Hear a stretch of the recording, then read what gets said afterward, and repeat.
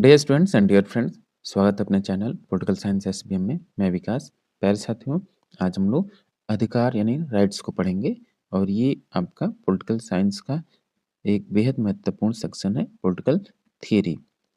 उसी के तहत हम लोगों को ये पढ़ना है।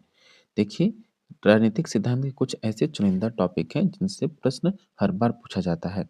संभावना ही नहीं, कंफर्म है कि उससे प्रश्न आएगा ही। तो पॉलिटिकल थ्योरी से कम 4 से 5 क्वेश्चन आपके आएंगे। खासकर एलटी ग्रेड वाले इस बात का जरूर ध्यान दें कि उनके सिलेबस में ही पढ़ना है। पॉलिटिकल थ्योरी, कॉन्स्टिट्यूशन और पॉलिटिकल थिंकर, ये बेहद महत्वपूर्ण टॉपिक है जिनसे लगभग 70% क्वेश्चन पूछे जाएंगे। तो इसलिए जरूरी जरूरी है कि आप इसको अच्छे से पढ़िए, जो पॉलिटिकल थ्योरी का सेक्शन है। और एनटीए या नेट के एनटीए के द्वारा आयोजित नेट की परीक्षा की जो तैयारी कर रहे हैं, जो आगामी जनवरी के प्रथम सप्ताह में प्रस्तावित है, उसके लिए भी बेहद महत्वपूर्ण है। तो चलिए शुरू करते हैं। और आगे बढ़ने से पहले आपसे गुजारिश है, रिक्वेस्ट है, विनती है कि चैनल को जरूर जरूर सब्सक्राइब करें। साथ ही वीडियो को लाइक कीजिए और शेयर कीजिए। रही बात इसके पीडीएफ की, तो इसका पीडीएफ आपके जो टेलीग्राम चैनल है उस पर अवेलेबल है, आप वहां से डाउनलोड कर सकते हैं। और कोई आपको डाउट हो तो आप कमेंट बॉक्स में कमेंट कर सकते हैं। चलिए, अधिकार व्यक्ति का वह दावा है जो वह समाज से प्राप्त करता है और उसे शासन द्वारा लागू किया जाता है। लेकिन प्रत्येक दावा अधिकार नहीं हो सकता, अतः नैतिक दावा ही अधिकार कहलाता है। यानी व्यक्ति का वह दावा है, समाज तो इसे स्वीकार करता है, एक्सेप्ट करता है, यानी समाज की तरफ से मिलता है और उसी को जब हम कानूनी जमा पहना देते हैं तो वो आपका अधिकार हो जाता है। लेकिन प्रत्येक दावा आपका अधिकार नहीं हो सकता। आशय क्या है इसका? अधिकार मानव समाज में आधुनिक युग की देन है। अधिकार जो है आधुनिक युग की देन है, याद रखिएगा। और मानवीय इतिहास में अधिकारों की प्राप्ति के लिए लंबा संघर्ष देखा गया है। फ्रांसीसी व अमेरिकी क्रांति के परिणाम स्वरूप अधिकारों की घोषणा व्यापक रूप में स्वीकृत हुई। माना गया है कि व्यक्ति जन्म से समान व स्वतंत्र है। व्यक्ति को जन्म से कुछ अधिकार प्राप्त हैं, जिसमें जीवन, स्वतंत्रता एवं सुख जैसे अधिकार प्रमुख हैं। उल्लेखनीय है कि मध्यकालीन सामंतवादी समाज में मानवीय अधिकारों के बजाय दैवी अधिकारों पर बल दिया गया। हेडफील्ड ने अधिकारों को निम्नलिखित रूप में व्यक्त किया है, जैसे दावे के रूप में, स्वतंत्रता के रूप में, छूट के रूप में और शक्ति के रूप में।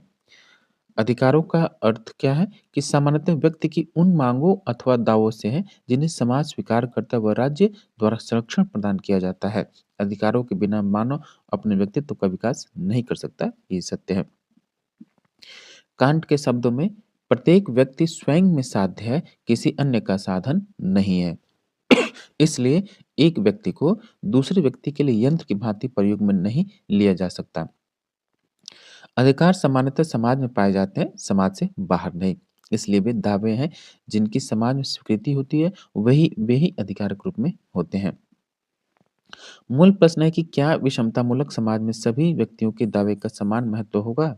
इसलिए अधिकार का अभिप्राय केवल राजनीतिक रूप में अधिकार की प्राप्ति नहीं है, अपितु सामाजिक एवं आर्थिक अधिकार भी आवश्यक हैं।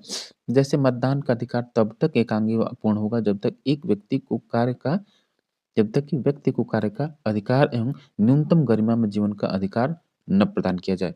कहने का मतलब, हमने आपको मताधिकार का अधिकार दे दिया, यानी वोट डालिए, ठीक है, राजनीतिक अधिकार। लेकिन इससे क्या फायदा है कि जब आपको गरिमापूर्ण जीवन व्यतीत करने में का अधिकार ना हो या किसी कोई कार्य करने का अधिकार ना हो, इसीलिए ये निरर्थक साबित हो जाता है। अधिकारों का स्रोत या सिद्धांत क्या है? ये पहला है प्राकृतिक अधिकारों का सिद्धांत। प्राकृतिक अधिकारों के जन्मजात समर्थक 17वीं सदी के विचारक जॉन लॉक हैं। यानी प्राकृतिक अधिकारों का जन्मदाता कौन है? John Locke. उन्होंने कहा कि व्यक्ति को जन्म से कुछ अधिकार प्राप्त हैं, जैसे स्वतंत्रता का अधिकार, जीवन का अधिकार और संपत्ति का अधिकार। ये तीन आपको भूलना नहीं है। बार बार पूछा जाता है कि लॉक ने कितने प्रकार के अधिकारों की वकालत की है, तो स्वतंत्रता, जीवन और संपत्ति। याद रखिए, इसमें कई लोग समानता लगा देते हैं, समानता नहीं है। लॉक के अनुसार राज्य या सरकार साधन व व्यक्ति के अधिकार साध्य हैं तथा राज्य का महत्वपूर्ण कार्य इन अधिकारों की सुरक्षा है। अधिकारों का पहला सिद्धांत प्राकृतिक अधिकारों के सिद्धांत के रूप में विकसित हुआ, जिसका अभिप्राय है कि व्यक्ति को प्रकृति से प्राप्त है। ये अधिकार व्यक्ति को प्रकृति से प्राप्त है, प्रकृति ने दिए हैं। यह अधिकार व्यक्ति को ईश्वर द्वारा प्रदत्त है, राज्य सरकार द्वारा नहीं। यह तो न तो ये एक साधन है जिसके द्वारा इन अधिकारों की रक्षा की जाती है। अतः लॉक ने प्राकृतिक अधिकारों का सहारा लेकर सीमित राज्य की संकल्पना की।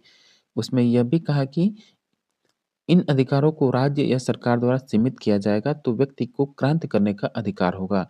उनके अनुसार जीवन, स्वतंत्रता व संपत्ति के अधिकार जन्मजात हैं, जिसमें संपत्ति के अधिकार को सबसे मुख्य माना व उसमें जीवन व स्वतंत्रता के अधिकार को सम्मिलित कर लिया।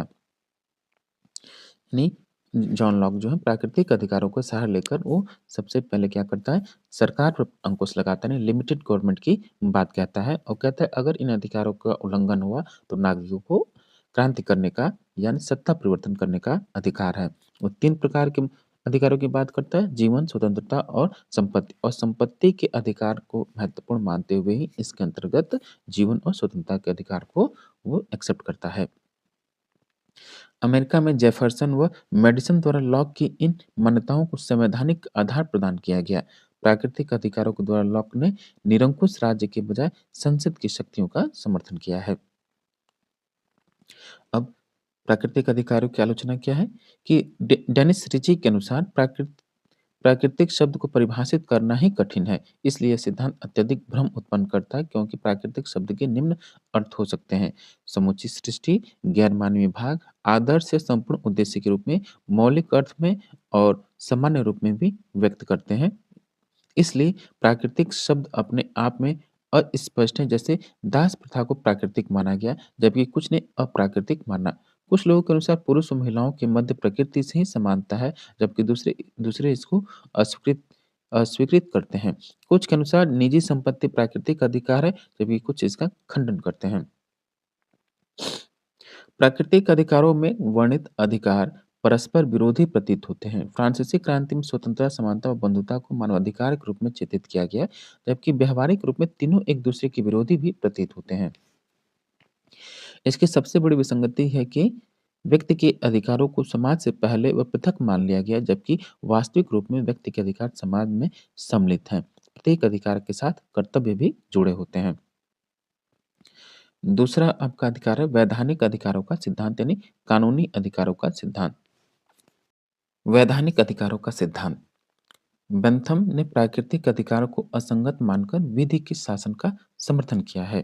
बेंथम जो है प्राकृतिक अधिकारों को बकवासों से भी बढ़कर बकवास मानता है, लेकिन वो कानूनी अधिकार यानी विधि के शासन का समर्थन किया। एडमंड बर्ग ने प्राकृतिक अधिकार का समर्थन नहीं किया और राज्य की संकल्पना का विस्तार किया।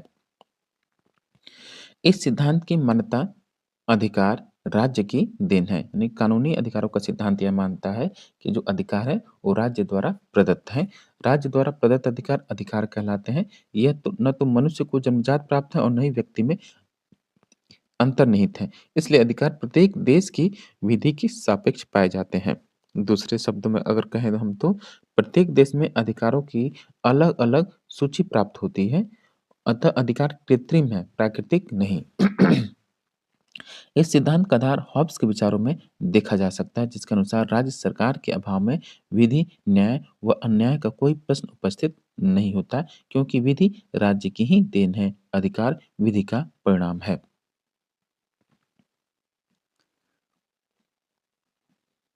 वैधानिक अधिकारों का सिद्धांत प्राकृतिक अधिकारों का विरोधी है। यानी जो लीगल थ्योरी ऑफ राइट्स हैं, वो प्राकृतिक अधिकारों यानी नेचुरल राइट्स के क्या होते हैं? विरोधी होते हैं। बेंथम ने प्राकृतिक अधिकारों को अनर्थकारी, बकवास और निरर्थक कहा है। बेंथम जो है प्राकृतिक अधिकारों की आलोचना करते हुए कहता है कि बकवासों से भी बढ़कर बकवास हैं। क्योंकि अधिकार राज्य द्वारा निर्मित होते हैं। बेंथम ने राज्य द्वारा निर्मित अधिकारों को ज़्यादा महत्व दिया है। उसने न केवल प्राकृतिक अधिकारों को अस्वीकृत किया, अपितु विधि के द्वारा ब्रिटेन में सामाजिक सुधारों का भी समर्थन किया। उसने ब्रिटेन में प्रचलित अनेक त्रुटिपूर्ण विधियों को अस्वीकृत किया। बेंथम ब्लैकस्टोन का आलोचक था, क्योंकि ब्लैकस्टोन ब्रिटेन की विधि को विश्व में सर्वोच्च विधि मानता था। प्राकृतिक अधिकार कानूनी अधिकारों की आलोचना देखिए कि वाइल्ड के अनुसार विधि द्वारा अधिकारों का निर्माण नहीं होता बल्कि विधि के द्वारा अधिकारों की पहचान प्रदान की जाती है, वह उनको संरक्षित किया जाता है। अधिकार सदैव विद्यमान होते हैं, उन्हें चाहे उन्हें दर्जा प्राप्त न हो। इसलिए वे लागू होते हैं कि क्या वे अधिकार हैं, न कि वे लागू होते हैं कि वे अधिकार हैं। जो क्रियान्वित होते हैं, वे अधिकार नहीं होते हैं, इसलिए अधिकारों की वैधानिक व नैतिक मान्यता दोनों आवश्यक है। यह कहना कि राज्य अधिकारों का एकमात्र निर्माता है, यह असंगत है, क्योंकि कुछ व्यावहारिक बाध्यताएं प्रत्येक समाज में पाई जाती हैं, जैसे परंपरा, इतिहास व नैतिकता। इनसे भी अधिकार प्राप्त होते हैं, केवल कानून या विधि से नहीं। अब देखिए तीसरा जो अधिकार है, अधिकारों का सिद्धांत है कि अधिकारों का ऐतिहासिक सिद्धांत। इस सिद्धांत के अनुसार मानव को अधिकार इतिहास, परंपरा या मान्यता से प्राप्त होता है, न कि समाज या राज्य से। यानी कि जो अधिकार आपको प्राप्त होती है या अधिकारों की जो मान्यता है, इतिहास और परंपरा से मान्यता प्राप्त होती है, न कि समाज या कानून से। एडमंड बर्क ने इस सिद्धांत का समर्थन किया। अधिकारों के ऐतिहासिक सिद्धांत को एक वाक्य में अगर व्यक्त किया जाए तो कि इतिहास अधिकारों का निर्माण करता है। अधिकार परंपराओं के ठोस रूप हैं, क्योंकि लंबे समय तक विद्यमान परंपराएं ही अधिकारों का रूप धारण कर लेती हैं। डेनिस रिची के मतानुसार लोगों के अधिकार मूलतः परंपराओं से प्राप्त होते हैं, चाहे वह सत्य हो असत्य।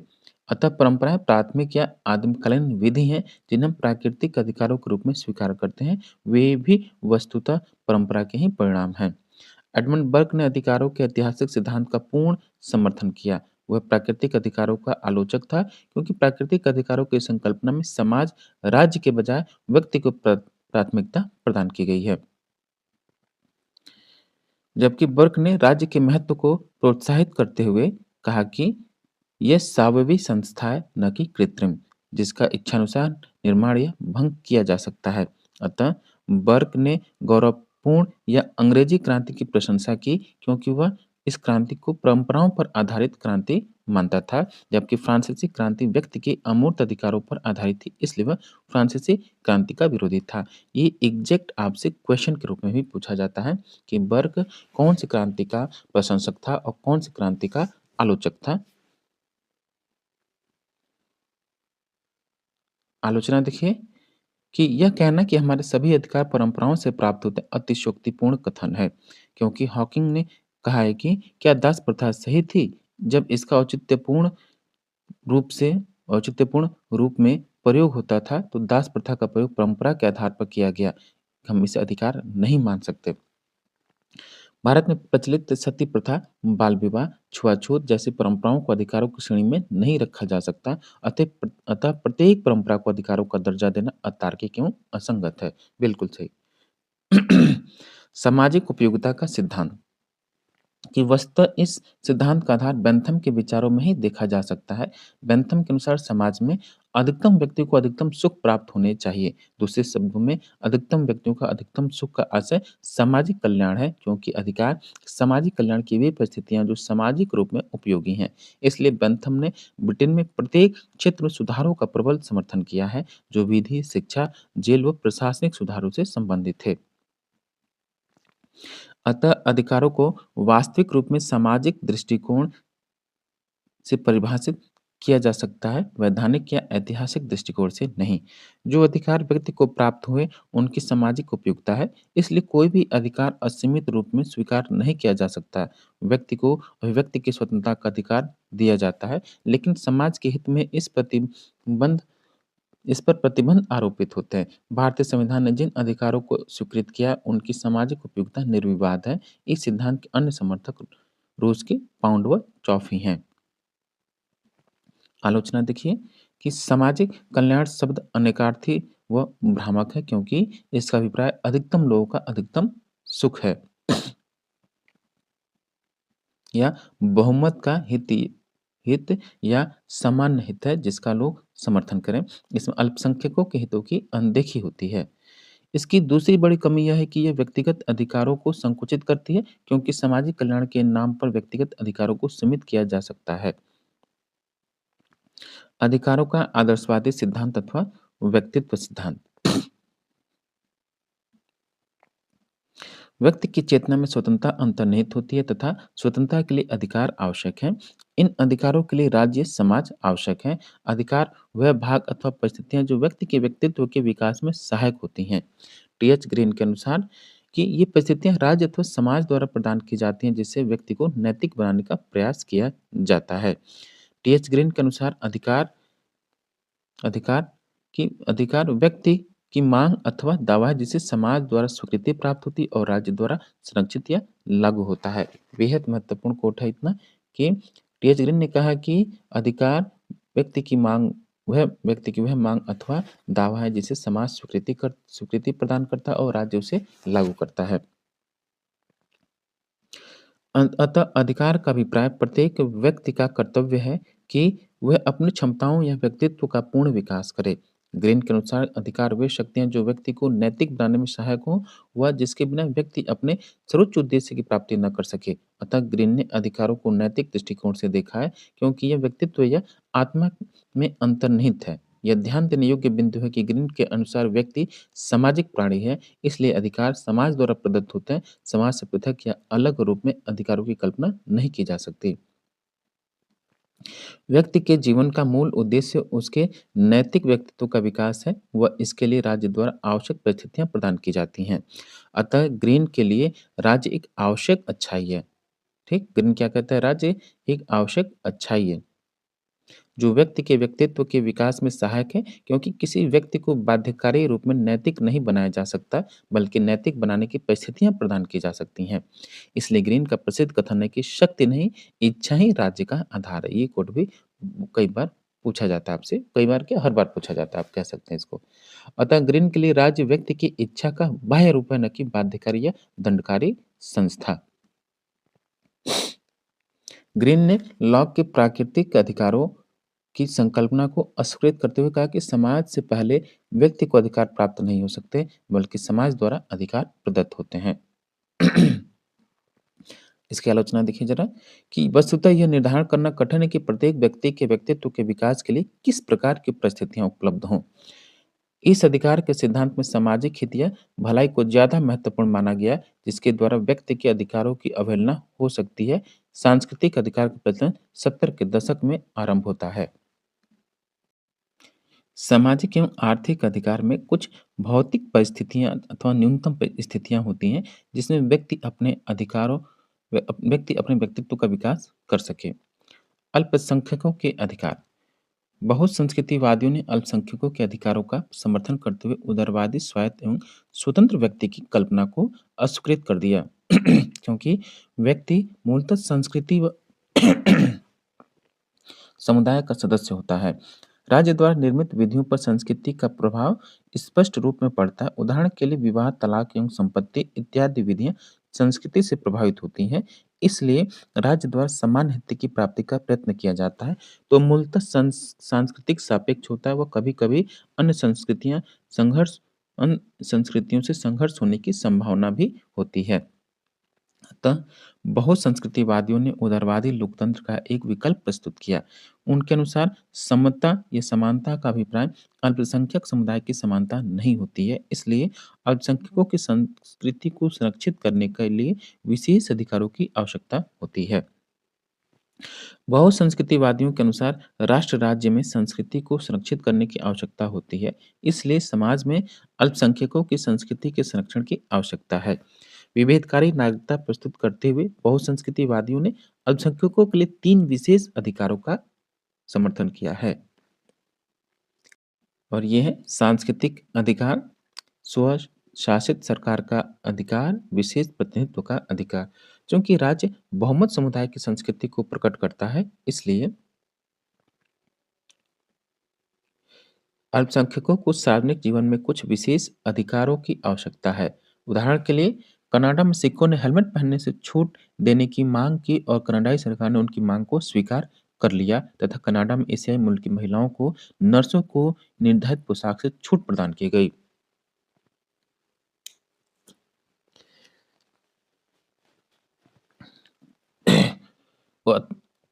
अतः उपरोक्त उदाहरण इस बात के प्रतीक है कि समानता का अभिप्राय सभी के साथ एक समान व्यवहार नहीं हो सकता।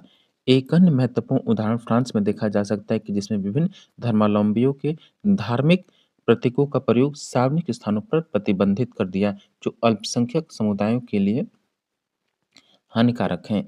बहुसंस्कृतिवादियों ने केवल सांस्कृतिक रूप में विशेष अधिकारों का ही समर्थन नहीं किया, अपितु इन समुदायों को वित्तीय व आधारभूत सहायता देने का भी समर्थन किया, जैसे संग्रहालय, अल्पसंख्यकों के लिए शैक्षिक संस्थानों की स्थापना व सार्वजनिक त्योहार मनाने के लिए सहायता। अल्पसंख्यकों के विशेष अधिकार का समर्थन बहुसंस्कृतिवादियों ने किया और उन्हें राजनीतिक व्यवस्था में ऐसे परिवर्तन का सुझाव दिया है कि जिससे यह वर्ग स्वशासन में समर्थ हो सके। अपनी सांस्कृतिक पहचान को बनाए रखने के लिए अल्पसंख्यकों को विशेष प्रतिनिधित्व का अधिकार भी दिए जाने का समर्थन किया, जिससे समाज में समूहों के संस्कृति के अधिकार की रक्षा हो सके। पर्यावरणीय अधिकार। समकालीन विश्व में अधिकारों का तीसरा चरण समूहवादियों के अधिकारों का चरण है, जिसमें पर्यावरणीय अधिकार की मांग की गई, क्योंकि यूरोप में उत्तर भौतिकवादी समाज में लोगों की मुख्य चिंता जीवन की गुणवत्ता को लेकर है, भौतिक समृद्धि को लेकर नहीं। एक स्वच्छ पर्यावरण का अधिकार मानव मात्र के लिए आवश्यक है।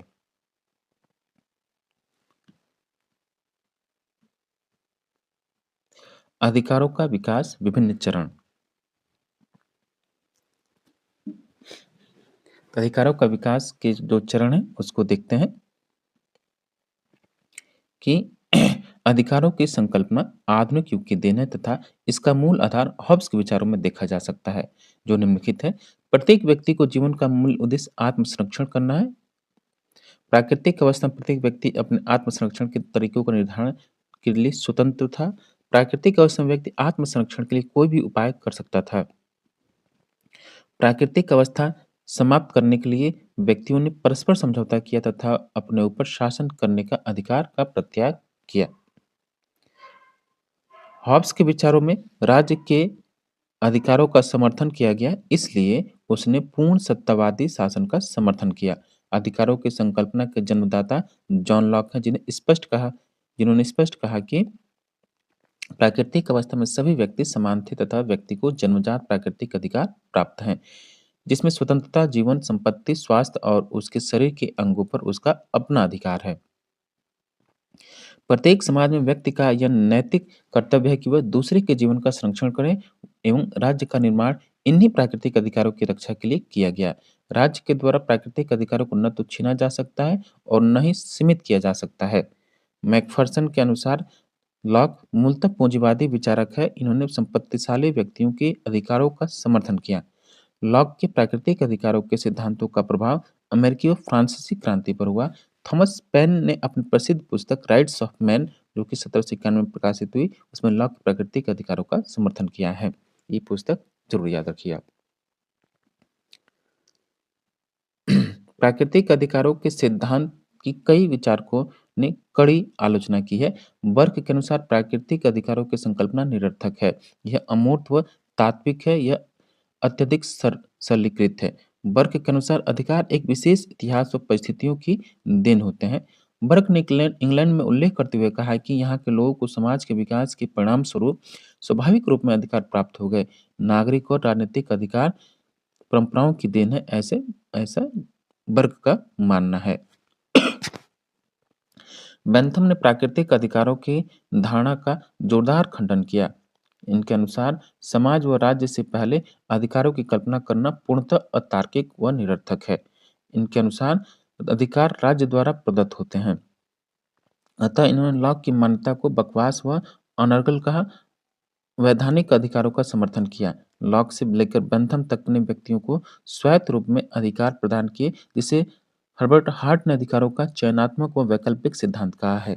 व्यक्ति को स्वायत्त रूप में अधिकार आधुनिक युग में प्राप्त हुए तथा सामंतवादी विशेषाधिकारों का अंत हो गया, परंतु व्यक्तिगत, नागरिक और राजनीतिक अधिकार विषमतापूर्ण समाज में वर्ग विशेष या समुदाय विशेष का विशेषाधिकार बन जाते हैं।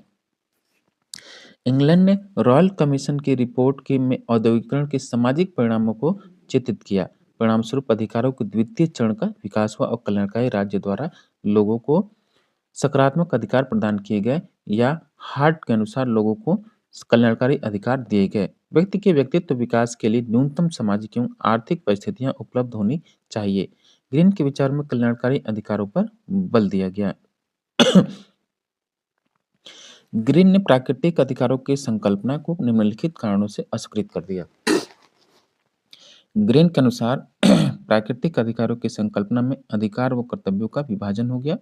लॉक ने माना कि व्यक्ति के अधिकार जन्मजात हैं। प्राकृतिक अधिकारों में अधिकारों को समाज के विरुद्ध माना गया, जिसे ग्रीन ने दोषपूर्ण कहा। ग्रीन ने प्राकृतिक अधिकार शब्द का प्रयोग किया, किंतु इसकी व्याख्या नितांत निम्न रूप में की। ग्रीन के अनुसार प्राकृतिक अधिकार मानव के वे नैतिक दावे हैं जिनके अभाव में मानव पूर्ण नहीं हो सकता और समाज इस नैतिक दावे की पूर्णता में समाहित होता है। वह मानव का विकास व सामाजिक जीवन प्राकृतिक है, इसलिए प्राकृतिक अधिकार का आशय नैतिक पूर्णता प्राप्त करना है। इनके अनुसार व्यक्ति के नैतिक कार्य समाज में ही संपन्न होते हैं। ग्रीन के अनुसार अधिकार मानव के विकास के लिए बाह्य परिस्थितियां हैं। हराल्ड लास्की ने अपनी पुस्तक ग्रामर ऑफ पॉलिटिक्स में कहा कि स्वतंत्रता का आशय प्रतिबंधों का अभाव ही नहीं बल्कि अवसरों की उपलब्धता भी है। लास्की के अनुसार स्वतंत्रता मूलतः व्यक्तिगत व राजनीतिक होने के साथ साथ आर्थिक भी होती है। लास्की ने तो यहाँ तक कहा कि राज्य की पहचान राज्य द्वारा प्रदत्त अधिकारों के द्वारा होती है। मार्क्स ने उपरोक्त अधिकारों की संकल्पना की कड़ी आलोचना की है। पूंजीवादी समाज में प्राप्त अधिकार बुर्जुआ व्यक्ति के अधिकार हैं। मार्क्स ने पूंजीवादी व्यवस्था में व्यक्ति दोहरा जीवन जीने के लिए विवश है, क्योंकि नागरिक रूप में उसे समान माना जाता है, परंतु वर्ग विभाजित समाज में उसके अधिकार व स्वतंत्रता निरर्थक सिद्ध होते हैं। उदारवादी अधिकारों की धारणा एक कृत्रिम व्यक्ति और यांत्रिक समाज पर आधारित है। मार्क्स के अनुसार मानव मूलतः सामाजिक प्राणी है और वास्तविक स्वतंत्रता व अधिकार साम्यवादी समाज में ही संभव होंगे। व्यवहारिक रूप से मार्क्सवादी राजनीतिक व्यवस्थाओं में सामाजिक एवं आर्थिक अधिकारों पर विशेष बल दिया गया, किंतु व्यक्तियों से नागरिक व राजनीतिक स्वतंत्रता छीन ली गई।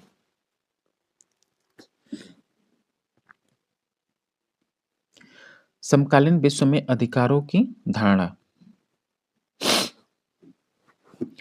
जॉन रॉस ने सभी व्यक्तियों को प्राथमिक वस्तुओं को प्राप्त करने का समान अधिकार दिया। यद्यपि नौ उदारवादियों ने रॉल्स की मान्यता को अस्वीकृत कर दिया तथा इस संबंध में नॉजिक के आत्म-स्वामित्व के सिद्धांत का समर्थन किया। व्यक्ति असीमित संपत्ति अर्जित कर सकता है बशर्ते वह वैध हो, क्योंकि संपत्ति उसकी क्षमता व प्रतिभा का परिणाम है। समकालीन विचारक रोनाल्ड डॉर्किन ने अपनी प्रसिद्ध पुस्तक टेकिंग राइट्स सीरियसली, बेहद महत्वपूर्ण पुस्तक है, कई बार पूछा गया आपसे। टेकिंग राइट्स सीरियसली में रोनाल्ड डॉर्किन ने मानवाधिकारों को नैतिक अधिकारों के रूप में सशक्त किया या व्यक्त किया। इनके अनुसार प्रत्येक नागरिक के साथ समान व्यवहार होना चाहिए। प्रत्येक व्यक्ति की गरिमा का सम्मान होना चाहिए। वर्ष 1980 के दशक में पूरे विश्व में नौ उदारीकरण की नीतियों का प्रयोग होने लगा। अतः कुछ विचारकों ने भविष्य में सामाजिक एवं आर्थिक अधिकारों की संकल्पना में कटौती की आशंका व्यक्त की, क्योंकि बाजारवादी अर्थव्यवस्था में नागरिक व राजनीतिक अधिकारों पर ज्यादा बल दिया गया। उपरोक्त मान्यताएं पूर्णतः सत्य नहीं है, क्योंकि किसी भी व्यवस्था में सामाजिक एवं आर्थिक अधिकारों की अवहेलना करना संभव नहीं है। समकालीन समाज में परंपरागत समाजवाद व पूंजीवाद के मध्य का बिंदु तलाश किया जा रहा है, जिसे गिडिंग्स ने तीसरा मार्ग कहा है। इनके अनुसार नौ उदारवादी नीतियां कल्याणकारी अधिकारों की विरोधी नहीं है। ऐसी ही मान्यता अमर्त्य सेन की भी है। मानवाधिकार बेहद महत्वपूर्ण है। मानव होने के नाते मानव को अधिकार प्राप्त होते हैं, उन्हीं को मानवाधिकार कहते हैं, जिसका मूल आधार प्रत्येक व्यक्ति की गरिमा से है। मानव को जाति, लिंग, संपत्ति व राष्ट्र राज्य के आधार पर नहीं बल्कि मानव को मानव होने के आधार पर अधिकार प्राप्त होते हैं। इमैनुअल कांट के अनुसार प्रत्येक व्यक्ति स्वयं में साध्य है। संयुक्त राष्ट्र संघ के घोषणा पत्र के माध्यम से 10 दिसंबर 1948 को वैश्विक स्तर पर मानवाधिकारों की घोषणा को स्वीकृति दी गई। मूलतः ये सभी अधिकार हिटलर के सहयोगी थे। मूलतः ये सभी अधिकारी हिटलर के सहयोगी थे, जिन्होंने द्वितीय विश्व युद्ध में यहूदियों के साथ बहुत बर्बर व्यवहार किया, जिसके उपरांत मानवाधिकारों की घोषणा की गई, जबकि आगे से कोई हिटलर जन्म न ले और अन्य मानवों के साथ कोई दुर्व्यवहार न कर सके। मानवाधिकार का अर्थ कि सामान्यतः मानवाधिकार एवं अधिकार समान रूप में प्रयुक्त किए जा सकते हैं। इसलिए जब लॉक जैसे विचारक ने प्राकृतिक अधिकारों की संकल्पना प्रस्तुत की तो यह मूलतः मानवाधिकारों का ही रूप था, क्योंकि मानवाधिकार का आशय व्यक्ति के उन नैतिक अधिकारों से हैं जो उसे व्यक्ति होने के नाते प्राप्त हैं, लेकिन व्यवहारिक रूप में समूची मानव जाति के लिए अधिकार दीर्घकाल में प्राप्त हो सका, क्योंकि लॉक जैसे व्यक्तियों के लिए अधिकार मूलतः संपत्तिशाली व्यक्तियों के अधिकार थे। उस समय महिलाओं को पुरुषों के समान अधिकार प्राप्त नहीं हुए। कालांतर में जेएस मिल ने महिलाओं के मताधिकार का प्रबल समर्थन किया, ये भी याद रखिएगा। 19वीं और 20वीं सदी के उत्तरार्ध में जहां एक और फ्रांसीसी व अमेरिकी क्रांति के पश्चात अधिकारों को सार्वजनिक रूप में स्वीकार किया गया, वहीं व्यवहारिक रूप में उपनिवेशवादी साम्राज्यवादी व्यवस्था के अंतर्गत तीसरी दुनिया के देशों ने इन अधिकारों को तीसरी दुनिया के इन देशों को तीसरी दुनिया के देशों को इन अधिकारों से वंचित किया गया। प्रथम द्वितीय विश्व युद्ध के मध्य जर्मनी में जिस प्रकार प्रजातिवाद के आधार पर मानव संहार हुआ, वह अत्यंत बर्बर, अमानवीय और घृणित था। अतः द्वितीय विश्व युद्ध के पश्चात संयुक्त राष्ट्र संघ के मंच से मानवाधिकारों की सार्वजनिक घोषणा को स्वीकार किया गया और यह उद्देश्य रखा गया कि संघ के द्वारा मानवाधिकारों की रक्षा होगी। मैकफर्लन ने मानवाधिकारों को निम्नलिखित रूप में व्यक्त किया। मानवाधिकार स्वतंत्र व्यक्ति मानव गरिमा व व्यक्ति के चयन में विश्वास करता है। यह अधिकार सर्वोच्च है क्योंकि इनके उल्लंघन का आशय न्याय का उल्लंघन है। यह अधिकार व्यवहारिक है क्योंकि राज्य अथवा संवैधानिक उपायों के द्वारा इसे व्यवहार में लाया जाता है। इसे बाध्यकारी रूप में राज्य के द्वारा लागू किया जा सकता है तथा राज्य द्वारा संरक्षण प्रदान किया जाता है। यह सार्वभौमिक है क्योंकि मानव मात्र के लिए है। मानवाधिकार से संबंधित वैचारिक विवाद। 10 दिसंबर 1948 को मानवाधिकारों के घोषणा पत्र को सार्वजनिक या सार्वभौमिक रूप में स्वीकार किया तो यह मानवता के लिए बहुत बड़ी उपलब्धि थी, क्योंकि पहली बार विश्वव्यापी रूप में मानवाधिकारों को स्वीकृति प्रदान की गई। लेकिन व्यवहारिक रूप में इसमें वैचारिक विवाद स्पष्ट रूप से सामने आए।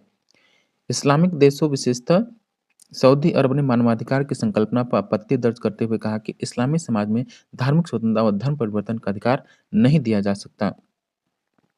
अतः मूल प्रश्न उत्पन्न हुआ कि मानवाधिकारों की सार्वभौमिक रूप में कैसे लागू किया जाए। मानवाधिकारों पर सोवियत साम्यवादी खेमे की आपत्ति अलग थी, क्योंकि साम्यवादियों के अनुसार ये मानवाधिकार नहीं बल्कि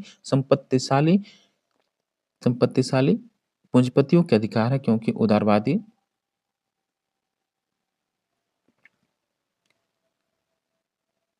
लोकतांत्रिक देशों में व्यक्ति को नागरिक राजनीतिक अधिकार मुख्य रूप से प्रदान किए जाते हैं, जबकि मार्क्सवादियों ने आर्थिक अधिकारों को मूल्य मुख्य माना।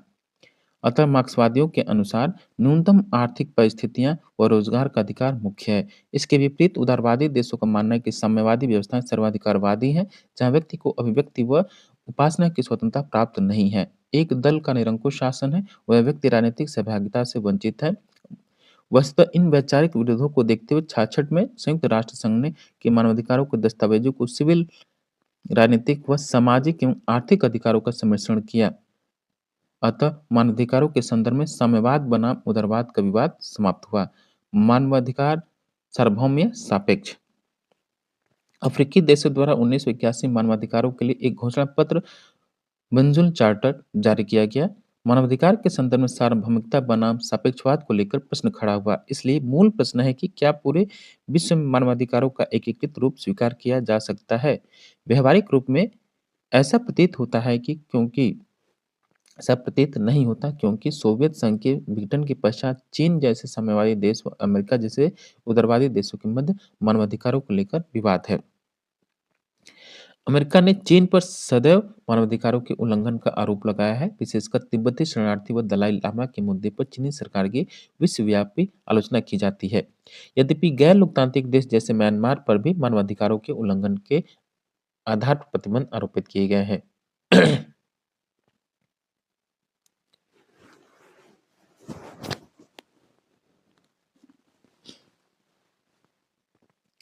एशियाई मूल्य। महातिर मोहम्मद के अनुसार एशियाई मूल्य पाश्चात्य मूल्यों से अलग है। एशियाई मूल्यों का आशय समाज को प्राथमिकता, सत्ता का सम्मान और परिवार को महत्व प्रदान करना है। अतः समाज में संघर्ष के बजाय सहमति को महत्वपूर्ण स्थान प्राप्त है। अतः बहुसंस्कृतिवादियों ने माना कि समाज में अल्पसंख्यक समूह के अधिकार बहुसंख्यक समूह के अधिकारों से भिन्न होते हैं। इसलिए एक देश में अधिकारों में विभेद किया जाता है तो पूरे विश्व में अधिकारों का एक ही रूप व्यावहारिक रूप में लागू नहीं हो सकता। यद्यपि मलेशियाई प्रधानमंत्री महातिर मोहम्मद की आलोचना की गई कि वे एशियाई मूल्यों की आड़ में गैर लोकतांत्रिक शासनों को वैधता प्रदान करने का प्रयत्न कर रहे हैं। इसलिए यह ध्यान देने योग्य है कि लोकतांत्रिक शासन प्रणाली एशियाई समाजों के लिए पूर्णतः उपयुक्त है, लेकिन ये महत्वपूर्ण है कि एशियाई समाज स्पष्ट रूप में पश्चिमी समाजों से भिन्न है और मानवाधिकार को लागू करते समय इन भिन्नता को उपेक्षित नहीं किया जा सकता। मानवाधिकारों से संबंधित विवाद अंतर्राष्ट्रीय परिप्रेक्ष्य में भी हैं कि वस्तुतः मानवाधिकारों का उल्लंघन किया जाता रहा है। आतंकवाद व विघटनवाद को किस प्रकार परिभाषित किया जाए? अभी भी महत्वपूर्ण प्रश्न है कि अंतर्राष्ट्रीय राजनीति में एक ही मानदंड का प्रयोग नहीं हो रहा है। जैसे कुर्द लोगों के मानवाधिकारों के उल्लंघन का आरोप सद्दाम हुसैन पर लगाया गया, जबकि चेचन्या के संदर्भ में पहले पश्चिमी देशों में मानवाधिकारों के उल्लंघन का आरोप लगाया। 11 सितंबर 2001 की आतंकवादी घटना के पश्चात पश्चिमी देशों व अमेरिका के दृष्टिकोण में परिवर्तन हुआ। अमेरिका के अनुसार लीबिया, ईरान जैसे राष्ट्र आतंकवाद को प्रोत्साहित करते हैं, लेकिन पाकिस्तान के संदर्भ में अमेरिका का दृष्टिकोण परिवर्तित हो जाता है।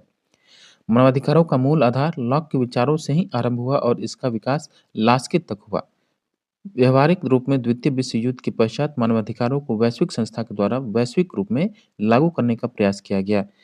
मानव को यह अधिकार मानव होने के कारण प्राप्त हुए।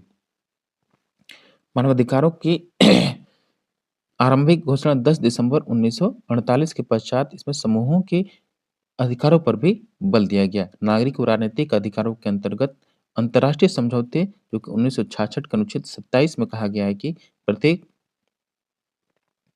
निर्जाति धार्मिक, भाषाई अल्पसंख्यकों को अपनी संस्कृति के आचरण व इसके प्रयोग की आज़ादी है।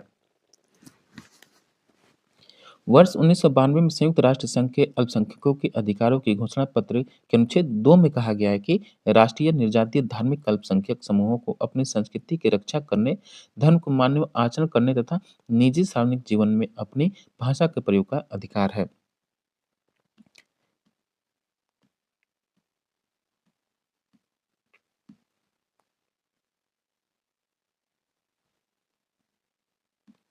ये जरा देखिए, मानवाधिकारों की 3 पीढ़ियाँ नेट में बार-बार पूछा जाता है। कभी-कभी जीआईसी या पीजीटी में भी पूछ लिया जाता है, लेकिन नेट की दृष्टि से बेहद महत्वपूर्ण है। 3 जनरेशंस ऑफ ह्यूमन राइट्स। 3 पीढ़ियों में मानवाधिकारों का विभाजन प्रारंभ में 1979 में चेक गणराज्य के विधिवेत्ता कॉरेल वासक के द्वारा स्ट्रासबर्ग में अंतर्राष्ट्रीय मानवाधिकार संस्थान में प्रस्तावित किया गया था।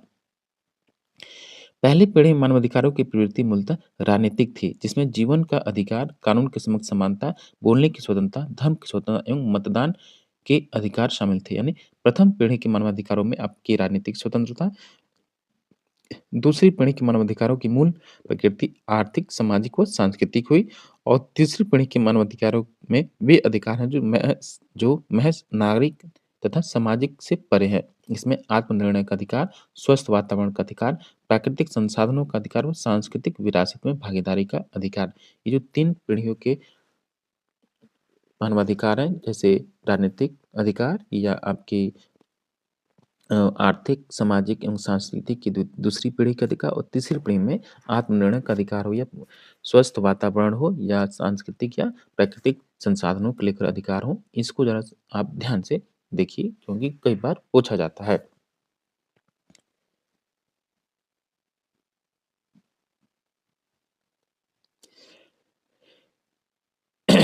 निष्कर्ष के तौर पर मानवाधिकार सैद्धांतिक रूप में सार्वभौमिक है क्योंकि प्रत्येक व्यक्ति का महत्व समान है। प्रत्येक व्यक्ति स्वयं में साध्य है, परंतु इसका व्यवहारिक प्रयोग करते समय सामाजिक व सांस्कृतिक विशिष्टता का ध्यान रखना होगा।